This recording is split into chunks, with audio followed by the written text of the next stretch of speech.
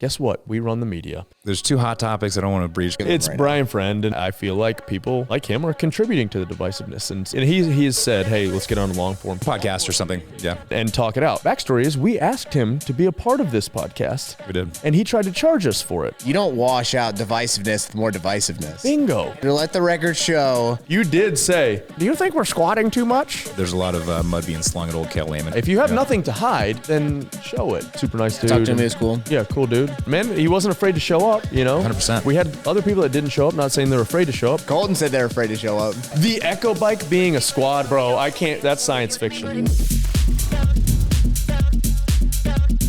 We rolling? Yes, sir. All right, we're rolling. No more talk of that.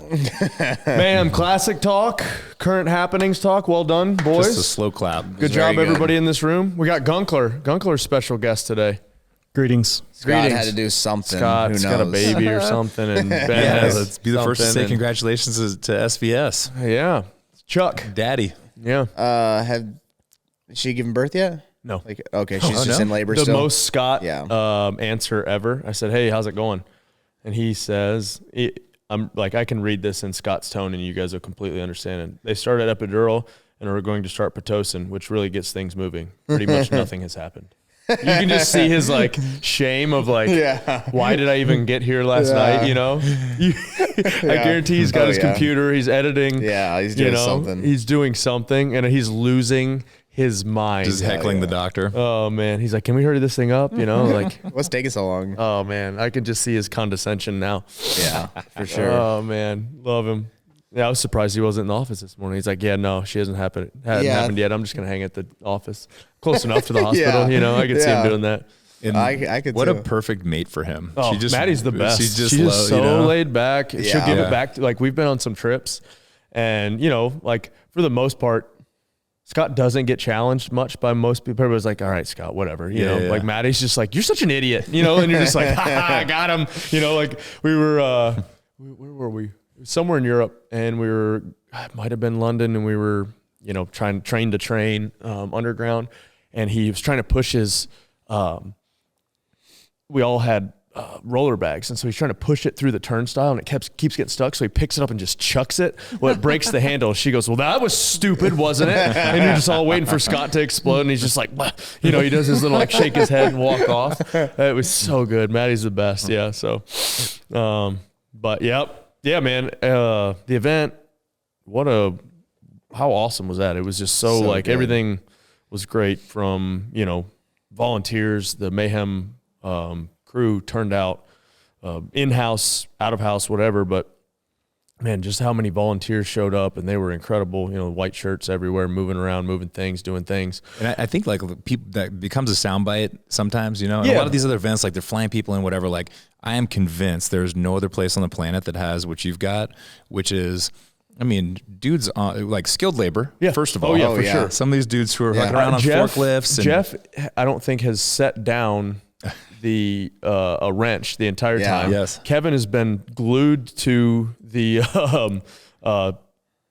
pallet. The whole time. He's not stopped. I saw his wife, Jeff's wife, Melanie, at the getting my haircut, and I was like, Jeff been home? She's like, he got home yesterday about 4 and was like, nah, I got to go back. He was just like, can't sit still. The gym is in, everything's not in its neat, perfect area. Yeah. They're just like, oh, I got to go, and do it. Clearly a sense of ownership and pride. Revo is another one. Revo is another one. I'm going to leave off too many people because 100%. There's 100%. So many people there that have just been awesome. And but he and Jason Gaw, Jason Gaw already had me in the gym this morning talking about what you could do over here. Like he doesn't even work out at the gym. Out, bro. But he's just like so good. He's there every day at the coffee shop. Yeah, just like the thing at 6 o'clock, it was over and the floor was rolled up. Most everything was out by 9, 10 o'clock. Yeah. Most of the big stuff. We went home. The next morning I came back and we just started unloading trucks. Mm-hmm. We unloaded the last truck at 5 o'clock in the afternoon. So less than 24 hours. All the equipment that had been in there was out, and everything that was out was back in. Wasn't in its exact space yet. But man, that's just a testament to and Josh and Nick and everybody that just like. Yeah, as promised, as delivered, there was a 5 a.m. class. It was open gym, but it was 5 a.m. class. 5 a.m. class. It's pretty wild. So, yeah, and then, from the media side, all these guys crushed it. You guys crushed it with the partnerships. And then, honestly, my MVP of the broadcast, the, unknown MVP, was Angelo.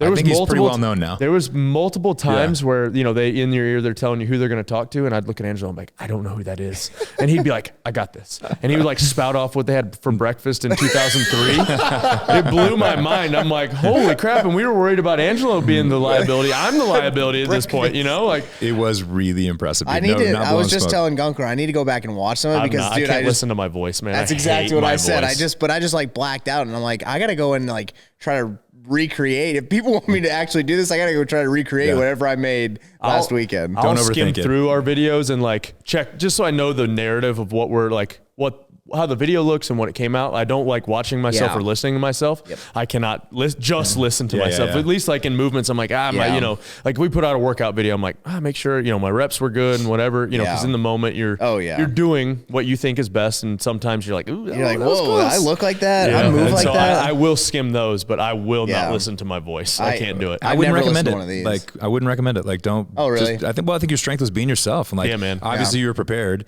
And you guys had fantastic banter. I think Sean was great at like bringing us doing back what in. needed to happen. Yep. And then you guys were just yourselves. Like, I think that's why it worked. And it was new, you know, it's fresh. Yeah. Like people, that's what I keep hearing too. They're like, oh dude, this is a new model. And we're like, I mean, same old format. I think it's the people in the seats that made the big difference. So I wouldn't overthink it. And I don't want to pump you up too much. I just want to do my homework on the people that I maybe didn't know. So like if I were to do this again, like I would want to know the same. I would want to know the same amount about everybody. And Sean did his homework, and that was cool. Like he pulled up his laptop, and he'd be like talking about someone. You're like, oh man, like he had he's like pictures, and I would like try to cheat off his homework. I was like, oh yeah, they went to the, you know, they did whatever in the open, and like he's telling me stuff about Jorge, about his baseball career that I had never knew. Like, I mean, I've been around the guy spouting off stats of his ERA and how many hitters he faced, and I was like, dang it. Like, he really changed the game, honestly, because he came from professional broadcasting. Hockey was his background? He did some hockey. I mean, he was a news guy, actually. He was a news guy, a news sports guy. But I remember one year where he showed up and he had a whiteboard, and it was representative of the lanes, and every new heat, he would lay out like a player's card on the, like where they were and what heat. And it had short stats and bios and whatnot. And then he had his computer deal. Man, it was cool to see him in his element. Though, dude, he's next level. I mean, his voice is so iconic too to the community, man. That was fun to see that and work, you know. And it was fun to like actually do something different, you know, like. Hey, I got to go to a production meeting. I don't know what the hell that means, but Mountain Ops has combined my two biggest passions, fitness and the outdoors, as well as sourcing quality ingredients. Mountain Ops supplements has helped me get the most out of my training sessions in and out of the gym. If you want to start taking your results seriously, I've put together a bundle of Mountain Ops products. New and returning customers save 20% on their purchase when you visit mountainops.com and use the code Froning. That's MTNOPS.com, code FRONING.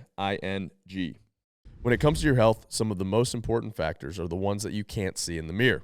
Bloke specializes in men's health, helping you identify and fix the things that might be holding you back from optimizing your health. So regular blood testing is critical for staying proactive. Luckily for you, our friends at Blokes are here to make things easier than ever. Blokes doesn't give results with no solutions. They offer personalized solutions that fit your life, and they make the whole process simple and accessible. I get my blood labs taken at CrossFit Mayhem or in the comfort of my own home. If you're serious about taking control of your total health, not just your workouts, head over to blokes.co and take the first step. Use the code FRONINGPOD, all one word, to enjoy 50% off of all your labs. Well, and it gives you it's pretty cool behind the scenes too, right? Like when you see that spreadsheet of the show rundown, you're like, oh, okay, I guess there's a lot of thought that goes into this. That's why you got to have this stuff in advance. Or when someone's talking in your ear, ADD brain, you're like talking about this person, and they're like, hey, well, you need to look over in lane 7 because that person's doing whatever, and you're like, what was I saying? I would just stop talking. I'd be like, and Luke is here. Oh, okay. I think one time I responded to them on the headset. That's what they said. They said, you'll respond to us a couple times. Yeah, I think I did. I was like, oh, okay. And then I was like, shit, I didn't push the cough button, you know, like, dang it. I mean, some of the best actually is like, everything went right? But EB, the guy who would be in your ear, Eric Barnhart, you know, his job is to come across really, really calm to you. Hey, great, Rich, you're doing this, blah, blah, blah.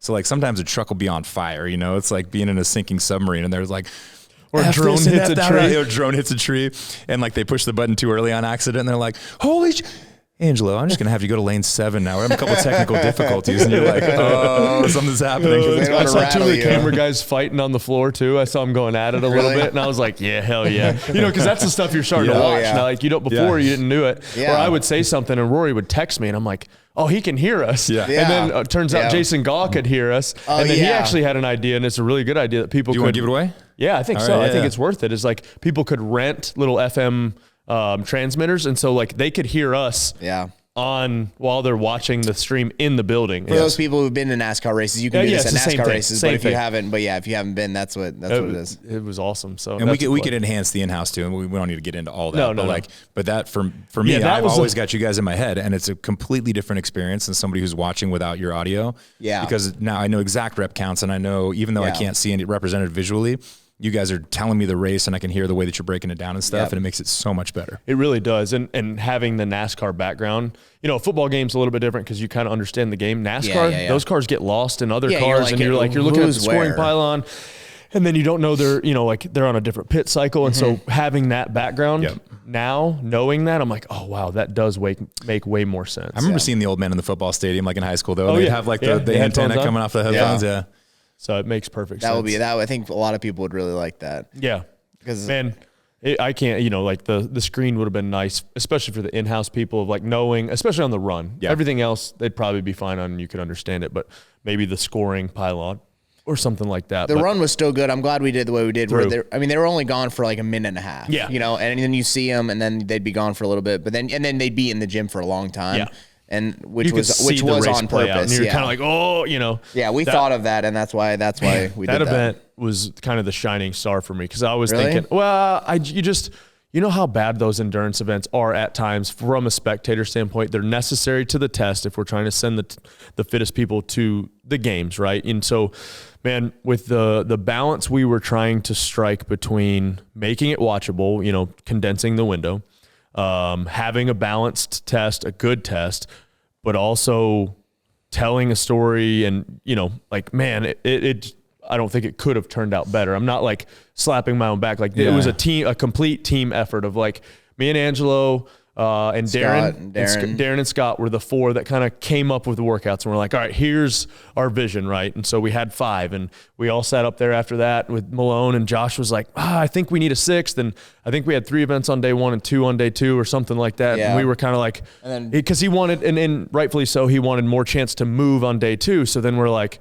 all right, where can we fit a 6th? And man, we tried to poke holes in it so much, you get lost in and stuck in. Something would have had to been drastically changed. We got to have more. We got to have more. That's always what we think. And it's like, no, like the test was good, valid. It was told a good story. It was a good overall test.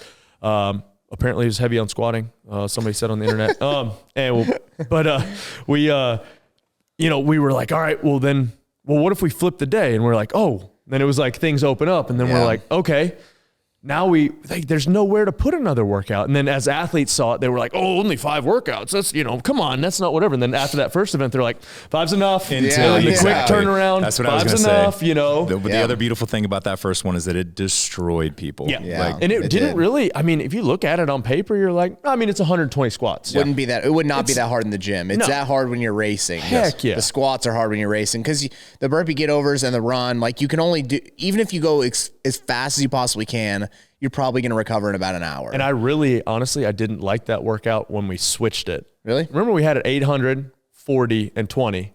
I liked the way it looks as 80, 40, 20, or 800, 400. The burpees would have been just so... Well, and to tell the story, we wanted to move the sandbag. Granted, now we could have flipped the boxes probably and been fine, but there's just they move whatever. And then people are hiding behind the box when they're squatting. And now that it played out, I'm like, wow, it was good that way. But the race too. Because trying to give people the idea of how we were originally had it, right? Yeah, I liked it because they were sprinting the squats at the end. Like there were a lot of races on the squats at the end. That was exciting. The burpee get over is like, once I'm a rep ahead of you, I'm probably not going to catch me. Unless you're really good at them. I think there was another huge X factor that like today is a gorgeous day. Yeah. We lucked out on the weather holding 80 off, degrees and humid. With 65-degree humidity or 65% humidity. It was humid. It was that day. gnarly. And inside the gym was almost worse. It was, dude. It was just muggy. stagnant. Yes. There's how many, a couple hundred people in there. Yep. We did keep the fans on. Dude, where we were at was miserable because it's up there muggy, higher dude. too. Yes. Luckily, they turned the fan on us. I was sweating pretty good sitting up there. Yeah, so event 1, man, I did kicked it off, and you're just like, wow, yeah, that was supposed to be the worst workout to watch, you know, and it turned out to be an awesome show. And you've watched some of the behind the scenes, or have you?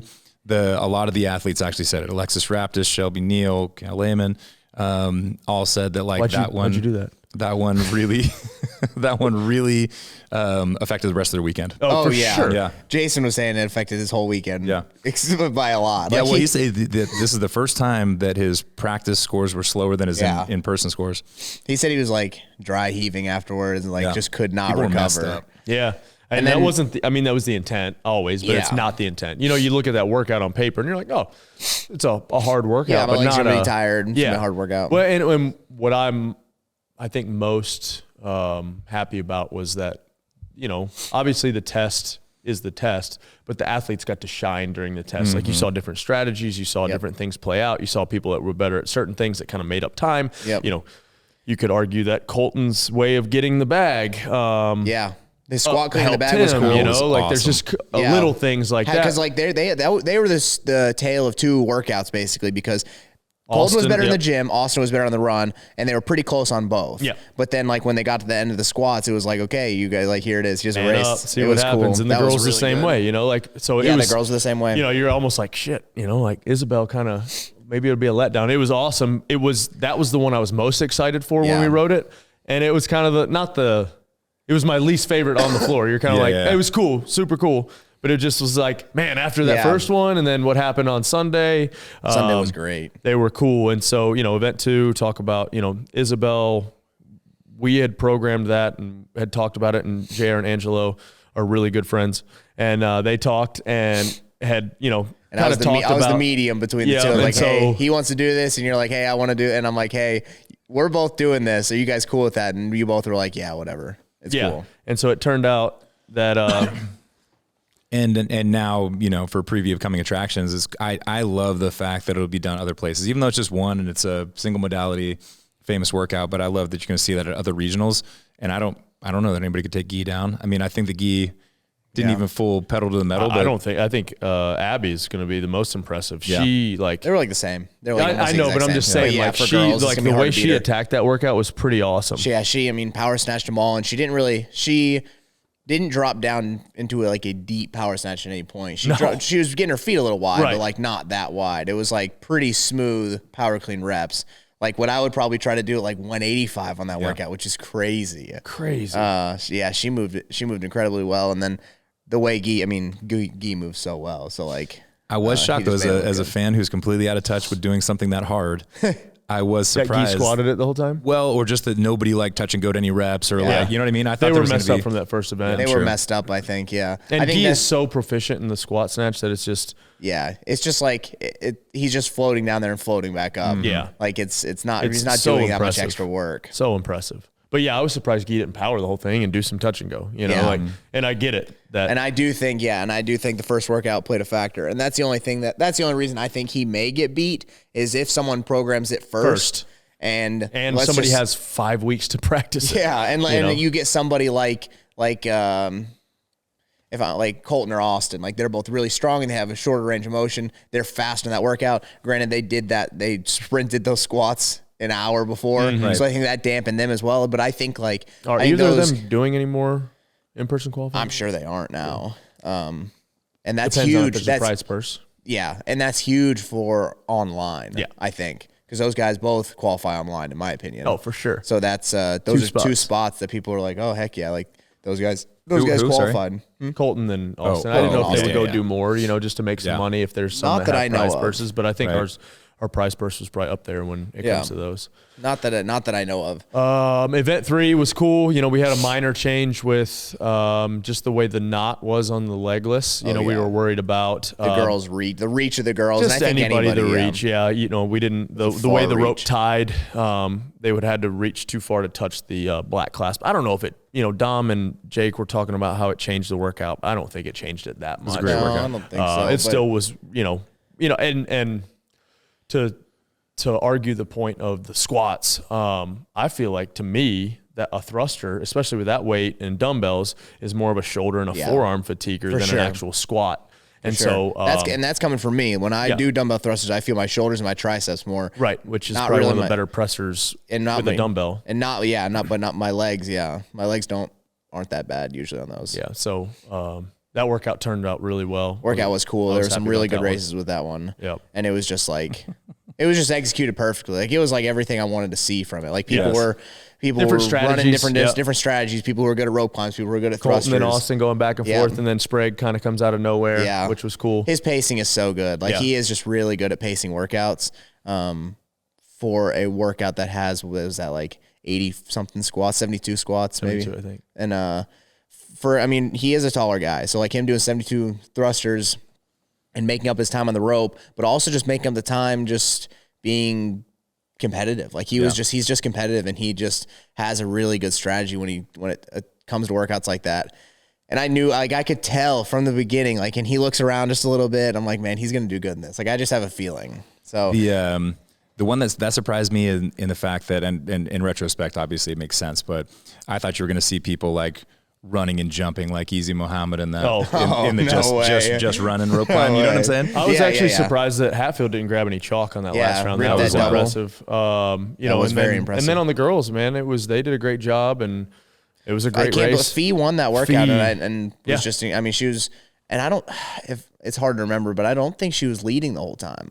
I really don't think she was. No, I don't think she was either. And then it was cool. I remember in the first heat of the women, Christine Colenbrander, just like methodical kind of. Just like the girls beside her aren't as seasoned as she is, and you could tell. Like she just like, I think she didn't grab chalk or something. She did like just a couple veteran moves that like won that heat, and probably like third in the workout, I think. And it was just like she kind of separated herself just because she knew how to compete, basically. And that was cool to see. Kind of the same as Sprague too. He just knew what he needed to do, and he did well. And then he did the same thing in the next workout as well. In the GHD one? The GHD one. Event 4. Yeah. Event 4 was fun to watch. Turned out exactly, the really test we wanted. Mostly an overhead / midline workout. Obviously, the lunge does throw a little bit of fatigue in there for the legs and adding on the GHD. Didn't love the egregious hip movement. He called himself, he owned it in the behind the scenes. Did he? Like full on. Yeah. I thought that they... I thought we said no on Friday. I thought that Hopper said on his podcast, I could be wrong, I thought that he said that the judges came up to him before they started that workout as they were like lining up and said they were just not going to call really anything on the GHD. Watch those two's interaction behind the scenes. It's pretty funny. Really? Yeah, because Hopper's like, they talk a bunch of crap. It. Yeah. If we're like, I hate adding stupid standards. Yeah. But I hate when people do stuff like that to make it that bad. And, I mean, but I agree with you. His take was, they didn't call it, and I agree. No, for sure. Yeah, you keep. I mean, I think I heard Josh Bridges say that the first time. He's like, if you're not riding the line of what is a no rep and what isn't, he's like, why? Like, why are you doing extra? Basically, like, it's like you could squat to just below parallel, or you could squat all the way down on the ground. Why would you do one and not the other? I mean, I don't think he did anything wrong if they didn't call him. If he got off the GHC and is like arguing with the judge, saying this is fine, and we don't. Different. He didn't do that. Recover faster, breathe easier, and increase your endurance with Airwave's scientifically proven performance mouthpiece. If high-intensity or interval-style training is your sport, try their patented endurance mouthpiece. I opted for the Mayhem 2-pack with one of each. For podcast listeners only, save 15% of your purchase at airwave.com/Froning. That's airwave.com/Froning. When it comes to training flooring, durability is the most important factor. With Regapol's established 65-year history, the decision for our studio flooring was simple. Made from recycled tires, Regapol floors are indestructible, durable, and easy to install, and has less smell than other rubber flooring products on the market. To purchase, go to roguefitness.com and search Regupol. That's spelled REGUPOL. Get strong, grow durable, and unlock your potential on Regapol rubber flooring. It was interesting to hear Abby Domit, actually, she's like talking to her coach about it.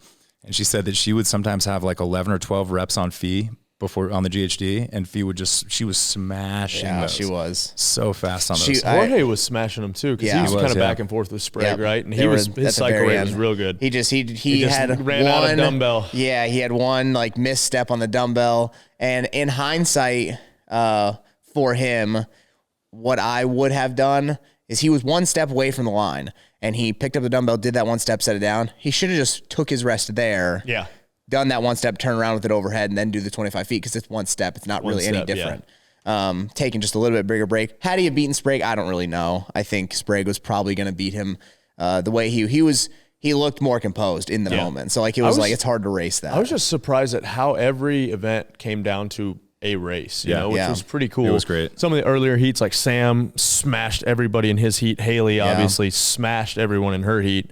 But it was cool that, you love to see that the workouts come down to the last couple 30 seconds. You're not. It's not like some obscure movement that somebody is way better at. Someone figured out they can just destroy you. And it's got to be different for you guys. Like, again, not to toot your own horns too much, but that's like your art kind of coming together. You know what I'm saying? Like it's something usually you guys write workouts all the time, but you don't watch it in a race format. So it's got to be hugely gratifying to be. I actually could hear it in your voices whenever they would come down to a race. You're like, oh, here we go. And then Sean's like, all right, hold on, trying to call it where me and Angela can't come out with words, and we're just touching your cough buttons. I listened to one of those, I think, CrossFit Games repost, and I was like, wow, I sound like an idiot. And Sean's just like freaking out. Yeah, we're like, oh, here he goes. Oh my god. Yep. But I think that's what makes it fun too. Is that the emotion? We get caught up in the emotion, because if you're watching them, and especially if you know them, you're having the same reaction. Yep. And we geek out on that stuff. Like me and Angelo, I don't think we ever argued about anything. We would debate. Certain things or like really importance and like what we think is necessary, but we usually come to terms, and we've programmed together for so long, and our understanding of what we believe to be a good test, but also a good show, is pretty close to the same. Obviously, he's kind of grown under my wing and now kind of has his own wings, and so like. And so we have very similar. Just because he kicked me out of the nest, and I was like flapping. Here you go, son. Please work. And so it was cool, man. It was just cool that it was a team effort too. Having Scott in the room to like, hey, does this look good? And Scott's just like, man, I don't know anything about programming. He's like, if you let me program the workouts, it's gonna be terrible. But Scott has a good eye for like, oh yeah, that would be cool. It looks cool on camera. It doesn't look too gimmicky, whatever. And so, this was kind of our first forte into that. And, we've programmed a couple other events with other people and allowed them to kind of have their own flavor on it as well. So like, which is only going to make next time better, because take that into account, like the races. But then also we learned some hard lessons, like where the GHD is going to go. Wow, we had to increase the size of the floor and eliminate some spectator seating, because of, not logistics. thinking through that. So like, we'll have a further lead on it next time, understand like how things play out on the floor. It'll be even better next time. Yeah. I think it went really good for not having done it in 6 years, 4 or 5 years. 4 or 5 years. And having like all the rogue equipment, opposed to where we just use everything we had in the gym last time. Did we? Right? I thought we had rogue equipment. We got rogue equipment. They were some stuff we like used. We filled in gaps. Yeah. And Katie and Bill were like, nope. Yeah, they're like, that's ugly. Nope. Like, we had old GHDs, and Bill's like, next time, tell me. Yeah. He's like, I don't want those old GHDs on screen, basically. And then back then, he didn't have an Echo bike, so we used a bunch of assault bikes. And Josh is like, oh, we thought we were doing you a solid, and he's like, don't do me a solid. Yeah. We used jerk blocks for the get overs. Yeah. He's like, no. No, they didn't like that. No, it was having all the it looked professional in it, and it was professional. It was professional. And it just, and to see like the turnover of the 24 hours to the competition, 24 hours later, you're back at the gym. Like it was pretty, wild at the same time, I think it also gave permission or let people realize like simplicity is okay. Yeah. Yeah. Not that they were like underthought workouts. They were really well thought out workouts, but they weren't trying to do anything crazy. 10 events. We didn't have a 2-day competition. You can, and condense the schedule. And, I kind of learned that, I guess, in our invitational days. We kind of come back to that a lot, where it's like, we've got to find the balance of is it cool to watch? Like, are we trying to find the fittest, and is it cool to watch? I think people really like the format. Yeah, I think so too. I think even as an athlete, I would think so. I actually haven't talked to a bunch of the athletes personally about it. Maybe after the first event they would have disagreed, but everyone's in the same boat. Yeah. Everyone's always in the same boat with that. We did the same thing at Crescendo 2 weeks ago, and I don't even know if he knew that we were doing condensed schedule when he programmed it, but he did very similar to the same thing. Say his name. JR did the same thing. We got there like noon and we were gone at like 4 or 5. Yeah. And it was the same thing for these athletes pretty much. It was like you get there at this time and you're here for 4 or 5 hours and you're gone. So you're probably going to get to sleep in a little bit and get some good food in before you show up. And if you need body work, you get body work done. And in the evening, they weren't there super late. So then they were pretty much gone and then go do what you need to do and to get back. I would say that any athlete who disliked it is unwilling to have an objective view like Colton does, where he's like, hey, anything that I fell short on, like, isn't something that I need to evaluate and attack. Shorter turnarounds, you got to work on your recovery time, all that kind of stuff. But yeah, I think by and large, most of the feedback I got, what was the number one thing that I heard from athletes was they loved the warm-up area. Like they loved having that. Really? It was probably one of the more robust warm-up areas. It was good. It was really good. Right? The having the coaches on the outer ring was good because it was relatively small. Like even if I'm across the gym, like it's about the same size as this room almost. Mm-hmm. If I'm across the gym from my coach, he can still be giving me tips from over there instead of where like sometimes they're like, well, you can hang out in some competitions. They'll tell you, well, the coach can be with you in this area, like the hangout area, but you can't be in the gym area warm up. You're like, what the hell is it good to have my coach down here if I can only sit with him when I'm eating? Yeah. I kind of need him when I'm warming up and ask him a question. Hey man, my quads are feeling bad. I don't know if I can do this game plan. I think we changed it from day 1 to day 2 as well. Like, oh really? Yeah. I think they expanded a bit. And they cleaned it up some of the traffic a little bit. I think some of the Mayhem athletes coaches were taking advantage of the home cooking. And so Josh, of course, being as objective as Josh is like, no. And so, but I think they also like tried to help, just appease that. And give more access to the coaches. Well, like half the coaches are athletes or look like athletes. It's like Austin was back there and I go, hey, like some of these are like coaches, right? And he's like, dude, I don't know any of these people. like you need someone back here who could like say, hey, he needs to leave. Like try to like separate it because he wasn't trying to play favoritism. He just didn't know. Yeah. Also, Austin Auld was in charge of that. Nice. He was I don't know if he was in charge, but he was among the people doing it. Yeah. Amongst the team. Yeah, and then I think another thing, that we took into man, my brain is going consideration was media, outside media. I think Scott did a great job with that. It was like, hey, if they promote our event, it helps our event instead of trying to limit everything and be so like, confining everybody to, it's like, hey, we're all in this together. If we all do better, guess what? We all do better. And so, Scott, and I had a couple of those guys and girls come up and say it was nice that, you could tell a media person was doing the media credentials and the access, as long as it doesn't take away from the athlete, take away from the spectator experience, then absolutely. Yeah. Like, why would you not do that? Where I feel like sometimes you go to these events and everything's so limited down because they're like, we want to control it, and you're just like, like if you don't pay to be like a promoter or something of it, then you don't get to be a part of it. Even that doesn't work sometimes. Well, it's a slippery slope, right? Yeah. No, but you can't come and say I'm covering this athlete, but then sell a bunch of brands the footage you took to you know what I mean, like that kind of stuff. Yeah. We nipped that in the bud, but like that's not what you're talking about. No, which is completely understandable. You can't. Yeah. Gosh, what was I gonna say? I had something profound to say. Of course. We're all. Yeah. It was profound. It is good about the. I think the one question people could have, and I think we already covered this based on the first event. The one question people could have about sending people to the games from a 2-day competition is like, well, can they handle the volume of the games and the recovery aspect of the games of a 4 or 5 day competition? Games is 3 days this year. They always say that though. They said that last year. Yeah, true. And it ended up not being. It ended up being 4 days. So I don't know. I wait until they say that. But you're right. I like that none of the athletes though that won don't have a track history. Yeah. Right. They've all got a proven background of doing really well. I knew that was coming. And so, yeah, it wasn't like no, you don't have these crazy weird outliers or anything like that. No, not at all.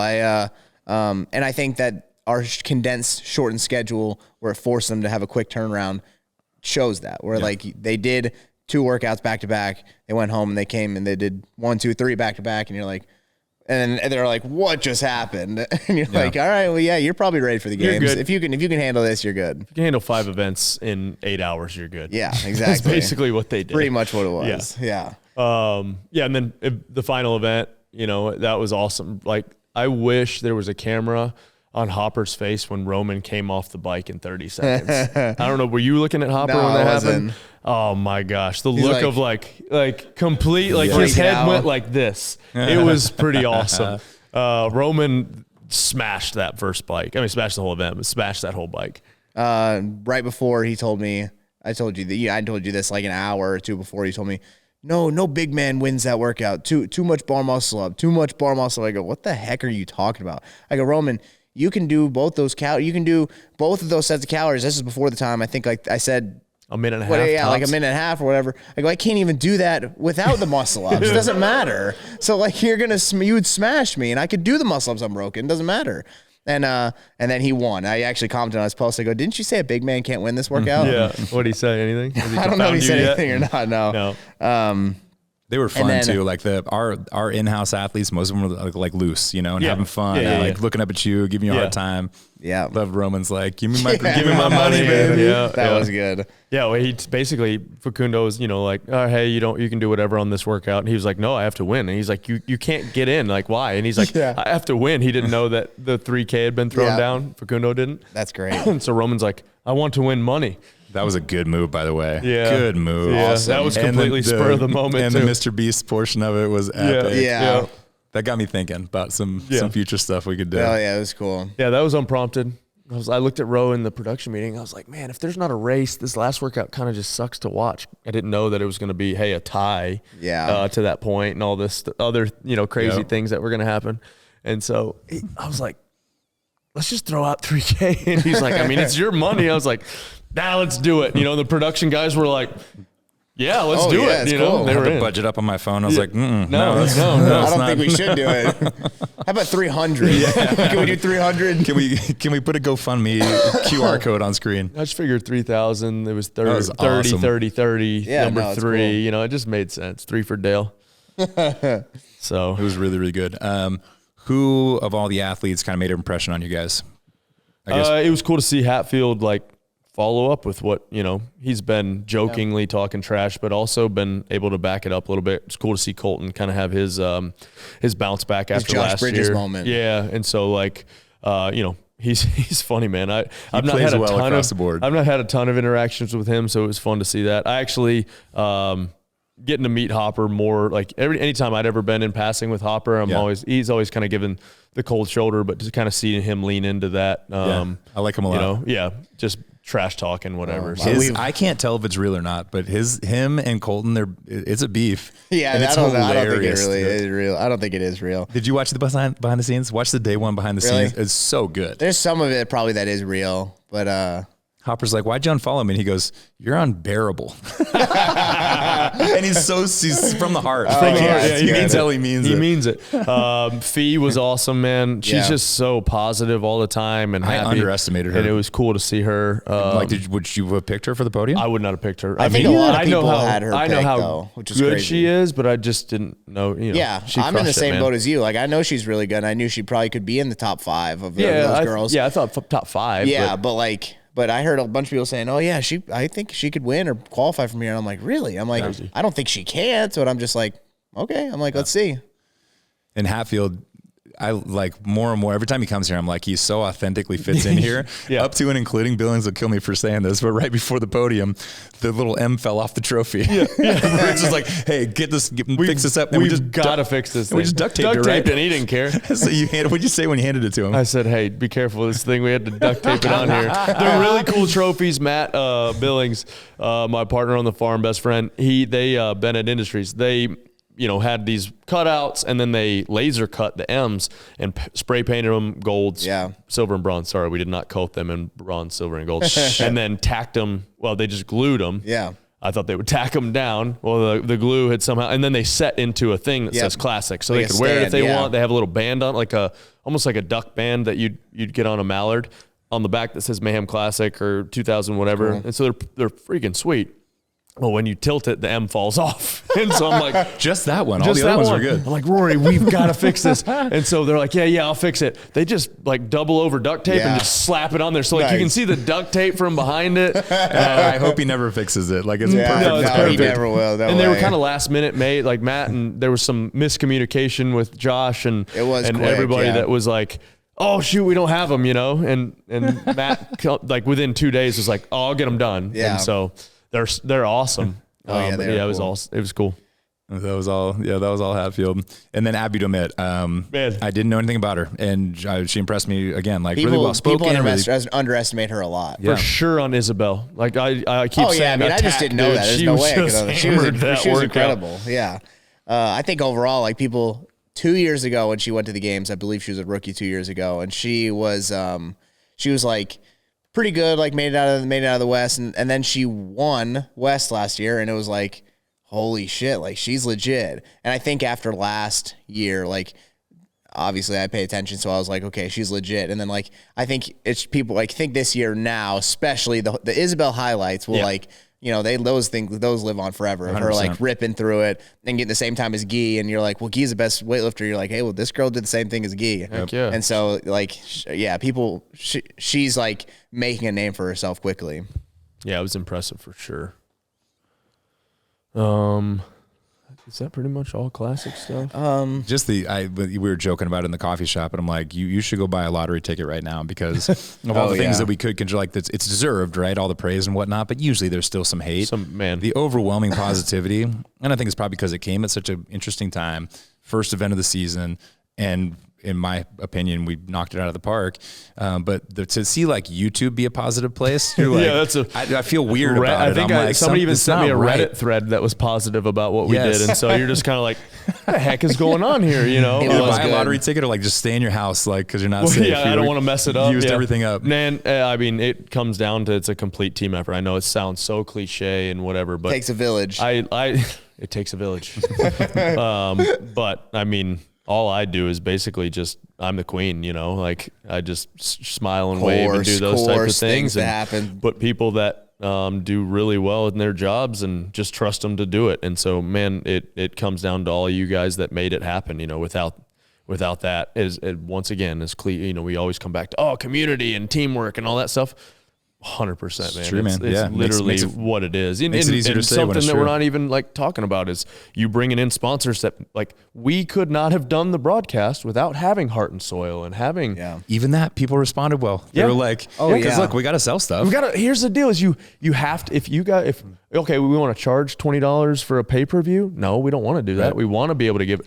But that's not cheap. I don't know if you want to tell people how much it costs. If you're cool with it, because I was actually I got that question a lot. And even Hopper, so like and me and Josh were talking about this before. But just 2 days of broadcasting, if you want to do it the correct way, and it's not even as all the bells and whistles and cameras that we wanted and all the fancy stuff, you're paying north of $150K for that. $150,000. And another tens of thousands we're close to $200,000 by the time you have live scoring, you pay overtime, you do all the things. And that ain't cheap. And tell them about how we were like, oh yeah, we want to start Saturday at noon. Yes. And they were like, that was Josh's question. The production truck has to be there Friday instead of Saturday. It's another No, 30. It would have been if they came on Friday and parked, and they were very generous and they laid cables and stuff. If we wanted to have started Saturday at noon, they would have either charged us a ton of overtime and showed up like 4 a.m.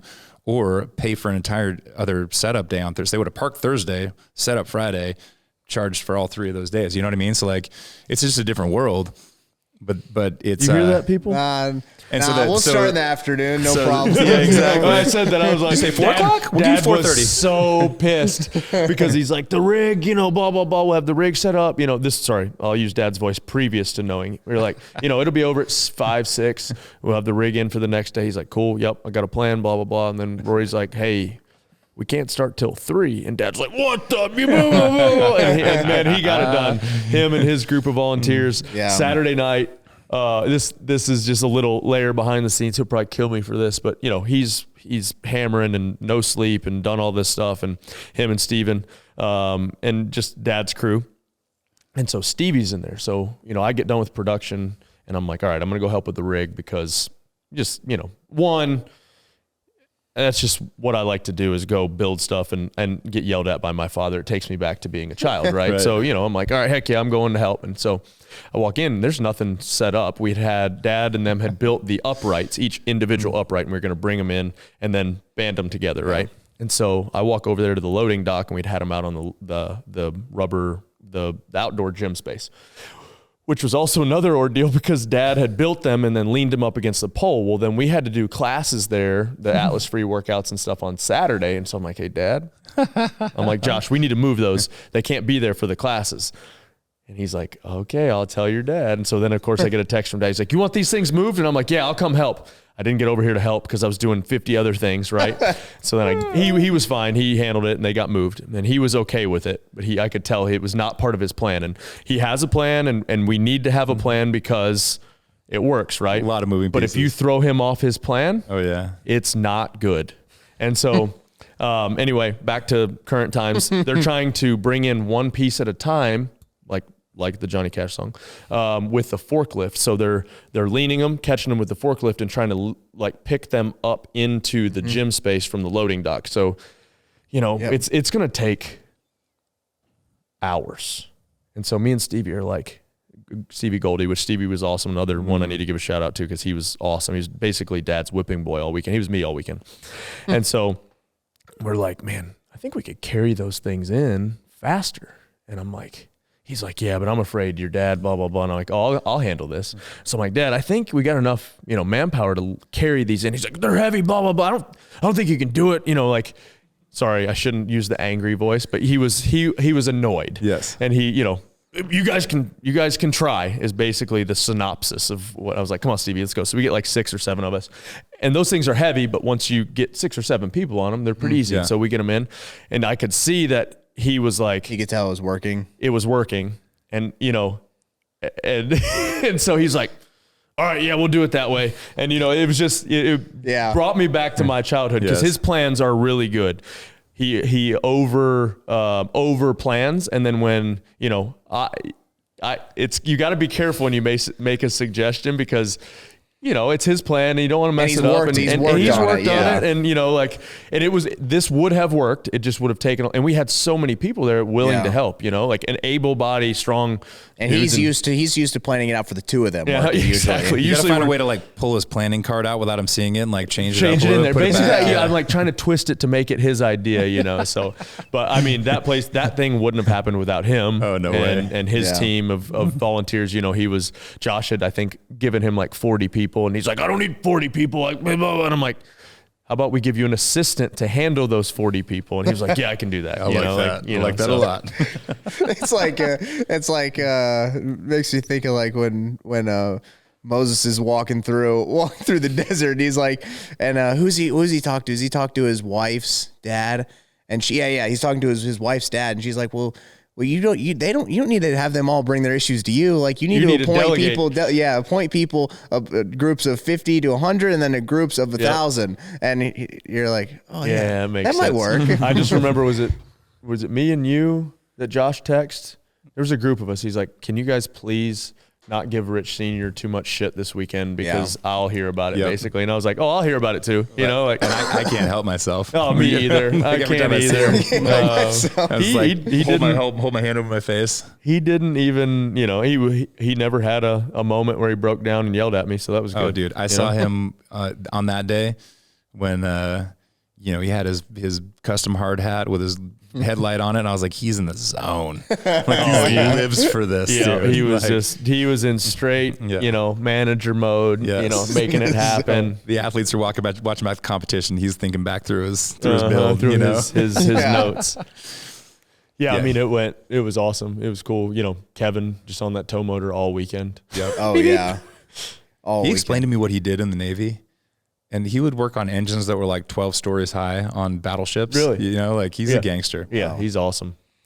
So awesome. Yeah, I mean, it's just so many cool stories within the story, right? You know, like everybody gets to see all the athletes on the floor and them showcase how awesome they are, but then, and we get to talk and we get the praise, right? You know, but without all of these stories and all of these people, none of that happens. And it's just a testament to what CrossFit is and was supposed to be, and how awesome it is, and how like it does tie in all these people that normally wouldn't talk. You know, I talked about it, I think it was last podcast, of how it's a church, right? It's the same thing, and how awesome it can be when we're all, you know, we're not all the same. We all have different strengths and weaknesses. We all have different things that we're good at. And when you put them together and, you know, put aside egos, and man, there's a lot of selfless people that were there this weekend. And I mean, another, like Sam and Zoe, you know, like those two were like, Zoe, I joke, Zoe looks so stupid with that hard hat on, but she was right there trying to move, you know, like I love giving Zoe crap, but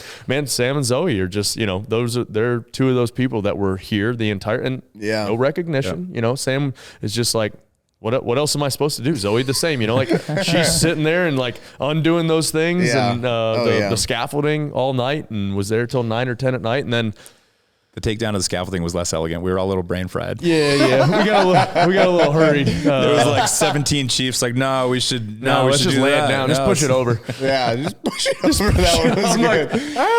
Like, screw it. Just push it over. I actually thought that. I'm like, I'm not going to say it. We'll take it apart. You said it. I was like, yeah, that's a great idea. Let's just do it. Get it on the floor. And then, you know, to Sam and Zoe, like the next day they're there unloading trucks, and, you know, right in the middle of training, they're like, oh, you guys need help? You know, whatever. So it just talks about how awesome they are. Yep. Who was it that almost lost their life with the scaffolding? Should we even talk about this? No, we should not. A couple people. Shout out Zach Dillo. Yeah. He had a cartoon moment. Like it literally went like around his head. Oh man, that was crazy. Yeah, we got lucky. Everything went without a hitch except for the scaffolding coming down. And then we like stripped out a bolt, and you know, that's saw it in half. I think they went through like 5 or 6 blades to get it off. And I was part of that, because he's like sawing it, and he's like, just trying to break it. So I'm sitting there like cranking on it, and Sam and Zoe are laughing, and they're like, wow, that smashing the barbells on the ground training actually have paid off, because I am just yanking on this thing, just beating it against itself. And it finally came loose. It finally broke in half. Yeah, we'd lost control by that point.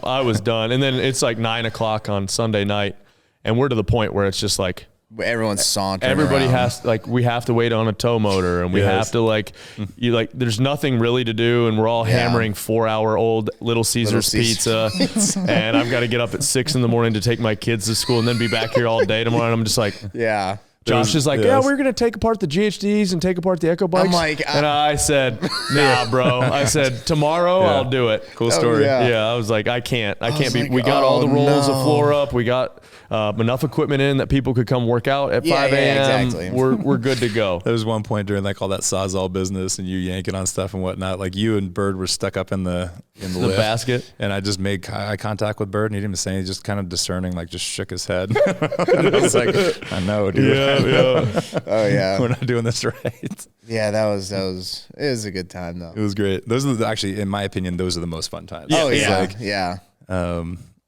Being part of that. You know, on Friday night we're having the affiliate dinner, and you know, really cool food in there. And then I walk out, I'm like, hey, you know, because everybody's kind of wants to see in there, and I'm like, come on in, let's look.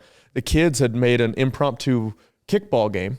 Nice. And like moved the boxes around, and they're playing kickball just on the floor. Nice. And it was cool, like, right? You know, like the kids had their shirts off. Trice had grabbed some type of metal dowel that, you know, like I think it was the rack for one of the things, and had stabbed himself in the side. So he had this huge gash up his side. His knuckles are all bloody. And they're just like, you know, that's what you get, man, you know? Attaboy. And so, man, they were funny. They had a blast too, and they were so frustrated. You know, that's their house, right? They don't know any better. And so when people are telling them they can't go places, they get so pissed off. They're like, this is my house, man. I built a fort here every day. Yeah, like, no, not today. Not today, man. Oh, I know why you're safe, because last night we got absolutely annihilated in softball. Oh man, that was so you took big L's. Yeah, two big L's there. We did not. It was not a play. Defensively, we were pretty solid. Yeah. Offensively, we could not buy a hit. How many games you played now? 6. Who are some of the people on the team? Roy filled in last night. Who was not there last night? Ben Shannon, Berger, Mills. Okay. Adam Kefauver. All right, I'm feeling for like a burger type role. I don't feel bad, but Mills is a stud. Of course. Honestly, we just couldn't. Like, we were hitting the ball last night. It's just right to people. Yep. You know, like they were on it. I've also learned that the bat makes the driver. You know, like the plane makes the driver. Or, no, the pilot makes whatever it is. It says in Top Gun. No, the bat. Like, there's some like scrawny little people out there smacking the ball, and you're like some dude put a ball in the parking lot, and you're like. And I mean, some of these balls come off the bat at 1,000 feet per second. It was wild. Yeah. Like, if you're playing shorter third, like there was one that I couldn't even get my glove up fast enough. And my reaction time is pretty decent. This, like the one Darian hit that I was just like, over my head. Oh, that's great. It's intense, but it's fun. It's also frustrating, you know. I didn't know I was getting into it. I'm walking into Cane Creek, and there's like people in the stands, you know. I was like, oh, shit. I haven't swung a bat since high school. I don't even know. It was fun, though. It is fun. It was fun, also frustrating. So, yeah, we've learned that we're going to have to just up our bat game for sure. Nothing. Quick question. What you got, Gunks? As a fan of the sport, what are the odds of the Classic coming back next year? Yeah, I mean, I think if the seasons continue to play out like this, I think for sure it's a no-brainer. Or even if, make it its own one-off, I think is almost worth it if we could. I'm not going to, this is Roy can attest to this. I said from the beginning, if we don't lose money, we'll put it on. Yeah. I can't justify losing money for that. I don't care if we make money. I think it's a cool. From the beginning, I was like, I want to make sure, the people that do Mayhem Athlete or Mayhem Affiliates are taken care of, almost like what the games was supposed to be, right? Where it's we all meet together and hang out and celebrate, what we're doing in our own unique community. Yeah, wow. You got it. Unique you got this. New York, in our own unique communities. And then, hey, watch some badass athletes throw down. And so I think almost exactly what we raised some money for Atlas Free with the Freedom Workout. We brought together a bunch of people, outside media, outside influencers, whatever. They got to kind of hang out. We got to hang out with them. They got to see kind of what we're about. We got to, put faces with names. All of our Mayhem, I think there were 70 Mayhem affiliates represented or 50 or something like that. And then, a bunch of Mayhem athletes, and then just people who aren't part of Mayhem that got to see kind of how special it is here. Yeah. And then, I think it was a wild success, and I would 100% do it again if we could find, the funding to do it again, that we're not losing money. And, I would like to make it bigger and better from an outside perspective of like, make everything around the athletes bigger and better. So, make the workouts, like, hey, more attention on, let's get together in the mornings and work out and do those types of things, or check out Cookeville and how awesome this place is, and like, hikes and other fitness endeavors that we could do in town, or activations, or get one of the mountain bike, companies to like bring some mountain bikes and let people rent them and ride up at, either at Cane Creek or Meadow Creek, and, like just some different stuff and get people exposed to different things. A celebration of fitness, exactly what the games is supposed to be, our own kind of version of that. So, I would do it again. Yeah. I think starting with it, it obviously wasn't small by any means, but like just using the weekend and keeping it Saturday, Sunday, and like even like, not that it was like cutting a corner, but like not saying, oh, well, when it's not start at noon, like let's start at 3 and let's keep it even more condensed, or whatever we need to do. Keeping it manageable for like our crew makes people want to do it again. Because if we like went way over the top and we're doing offsite events and we're like people here for 4 days and we're catering everything, and then you're like, when the weekend's over, you're like, holy shit, I never want to do that again. Like all of us would be sitting here and be like, just exhausted for a week. We played with the like, bring them in Friday and let's send them up the mountain again, or like have an offsite event, which is cool and adds an interesting twist. But it's not a completely necessary. Not necessary. I think, starting small, and we can always make it more robust. Of course, we just give ourselves so much room to grow by the way that we did it, and like it can. And I think even Castro said that he really liked us hosting like a semifinal in person at a gym at an affiliate. That was the coolest thing is we did an event granted it's pretty unique space. Top 1% affiliate probably in the world. And when it comes to space and equipment and it is what it is. There's a lot of places that can do it. There's a lot of other places that could do it. And I think it kind of opens the door for those places to be like, hey, we maybe could actually do this. Like we might want to do this. And I think he said that he would like to try to see if other places bring it back to the community. Yeah. And even if it wasn't a qualifying event, like you said, like you've had a million ideas for smaller type events that are more made for the viewer and friendly for the athletes and things like that. I think we opened the door for that as well. I mean, hell, I think you could get some athletes to come out for 15 grand, 20 grand. I mean, it's not a bad. For 100%. For a 2-day competition, I don't think I think the three of us, maybe less you because you came in when you moved 2019. 2019 is when you moved here. Mm-hmm. So like maybe less you. For sure, me and him take for granted that like just because the athletes, there are certain athletes that aren't Mayhem athletes that like started CrossFit because of Mayhem, pretty much. For sure. And like even athletes outside of the camps and like talking to people and like seeing people's Instagram posts and stuff saying like, I can't believe I'm competing in Mayhem. Like I can't believe I'm at a Mayhem event.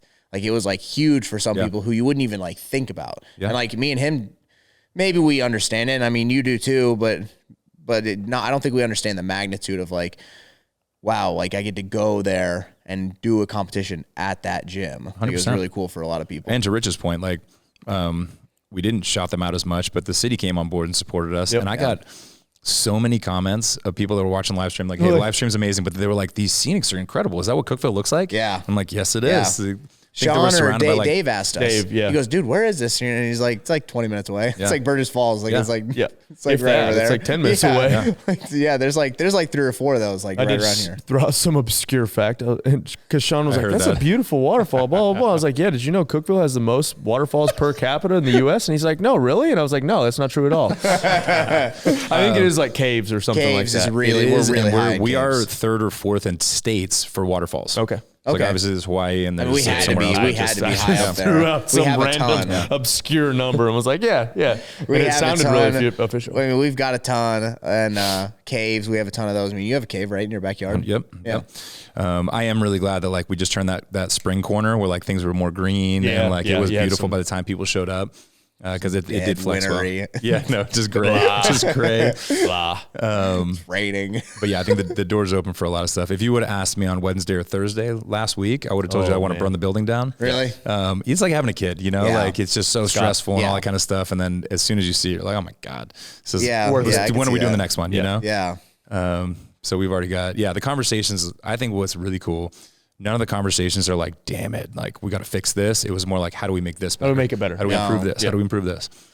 I didn't hear any serious complaints from anyone. Yeah. Like we all know Josh runs a great event and like we can get pissed off at how anal he is sometimes. You're like, hey Josh, takes people like that. Yeah. But like it does take people like that for it to run so smoothly.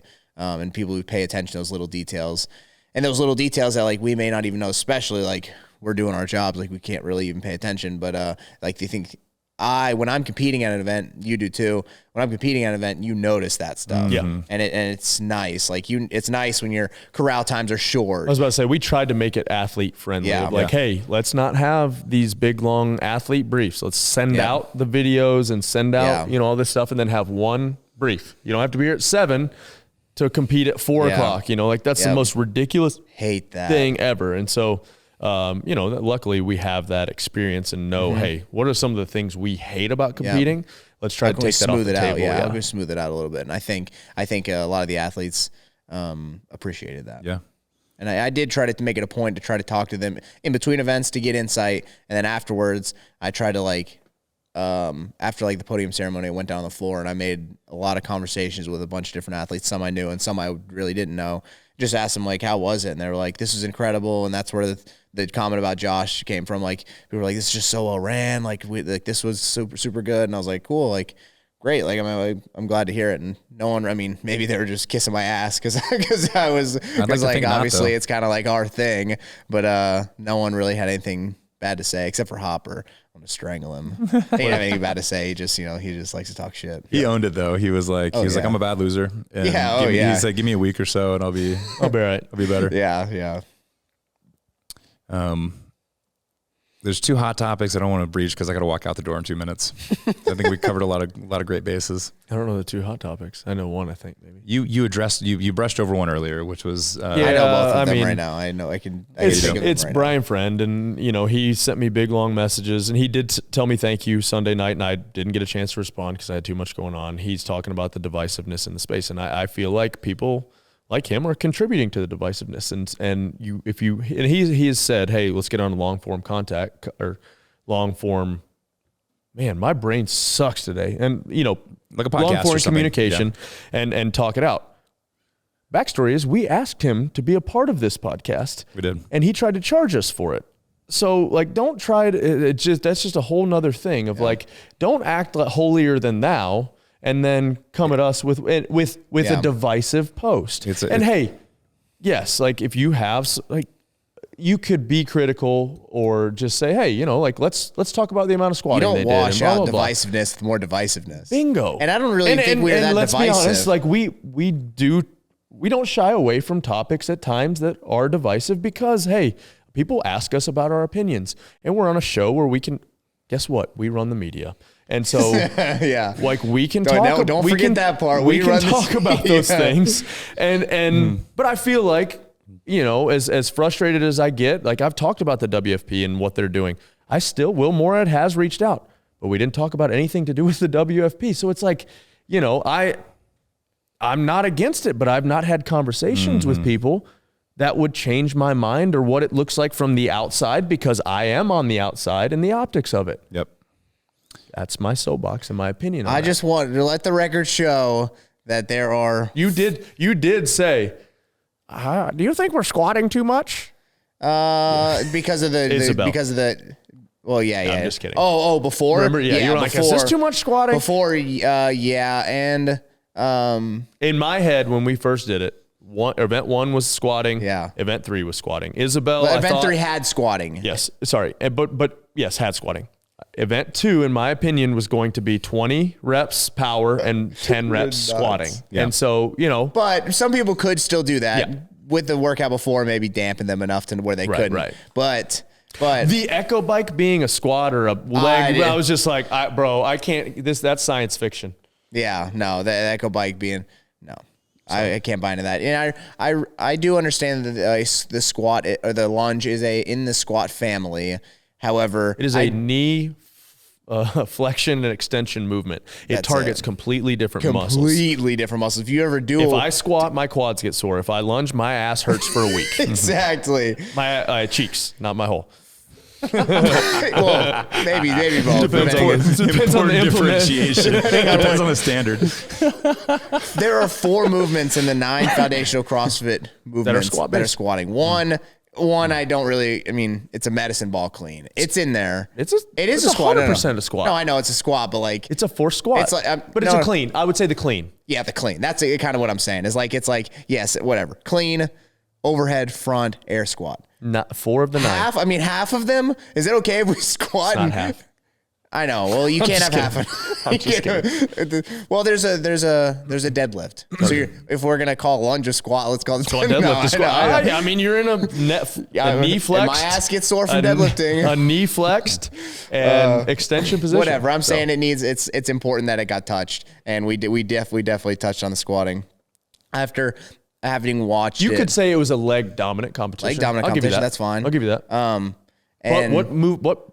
Pat Sherwood talked about it. What muscle group do you use the most?